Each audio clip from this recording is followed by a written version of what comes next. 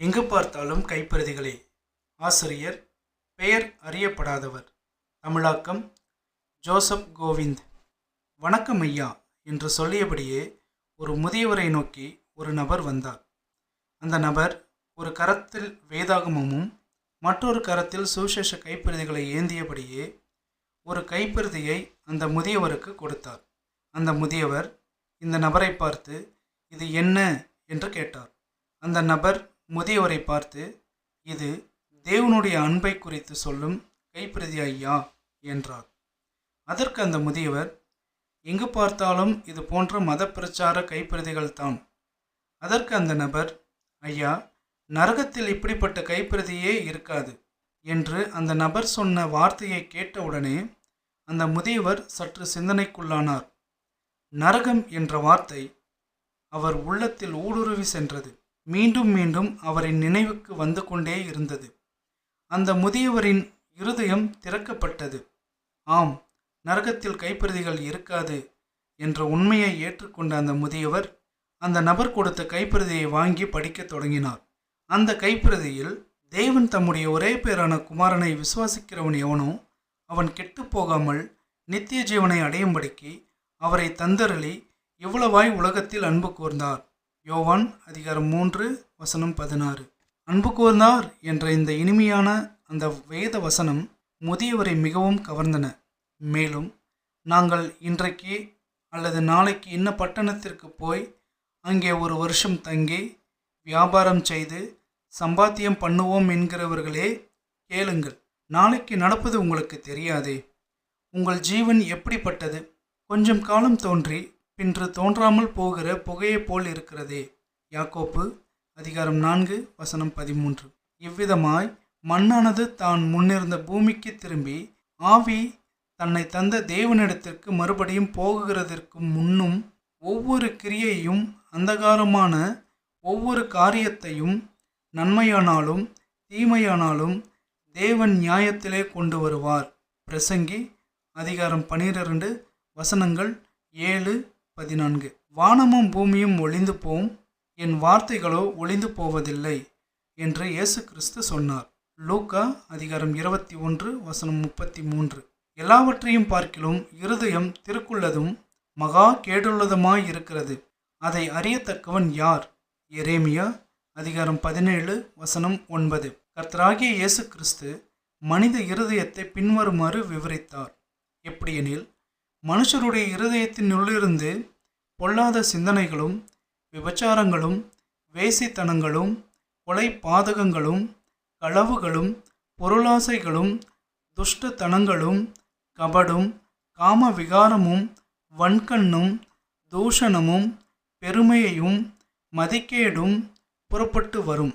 Mark அதிகாரம் 7:21-22. சகல பாவங்களும் முதலில் இருதயத்தில் இரகசியமாக பிறந்து பிறகு வெளிப்படும். பாவத்தின் சம்பளம் மரணம், தேவனுடைய கிருபை வரமோ நம்முடைய கர்த்தராகிய இயேசு கிறிஸ்துவினால் உண்டான நித்திய ஜீவன். ரோமர் அதிகாரம் 6:23. எல்லோரும் பாவம் செய்து தேவ மகிமையற்றவர்களாகி. ரோமர் அதிகாரம் 3:23. பாவத்தின் பலனை பொறுத்து நரகத்திற்கு செல்வார்கள். பயப்படுகிறவர்களும் அவிவிசுவாசிகளும் அருவருப்பானவர்களும் கொலை பாதகரும் விபச்சாரக்காரரும் சூனியக்காரரும் விக்கிரக ஆராதனைக்காரரும் பொய்யர் அனைவரும் இரண்டாம் மரணமாகிய அக்கினியும் கந்தகமும் எரிகிற கடலிலே பங்கடைவார்கள் என்றார். வெளிப்படுத்தல் அதிகாரம் 21:8. அந்த முதியவர் இந்த வசனங்களை வாசித்து கொண்டிருக்கும் போது தேவன் அவருடைய இருதயத்தில் பேசினார். பரிசுத்தமான தேவனுக்கு முன்பாக தான் ஒரு பாவி என்பதை உணர்ந்தார். தனக்கு உண்டான யாவையும் தன்னுடைய ஆத்துமாவை பரலோகத்திற்கு கொண்டு செல்லாது என்பதையும், அவருடைய கல்வியோ அவருடைய கலாச்சாரமோ புத்தியோ ஞானமோ இவையெல்லாம் தன் பாவ பழக்க வழக்கங்களினால் உண்டான இவைகளிலிருந்து விடுவிக்க முடியாது என்பதை அவர் உணர்ந்தார். இந்த முதியவர் எல்லா மக்களாலும் மதிக்கப்படுபவர்.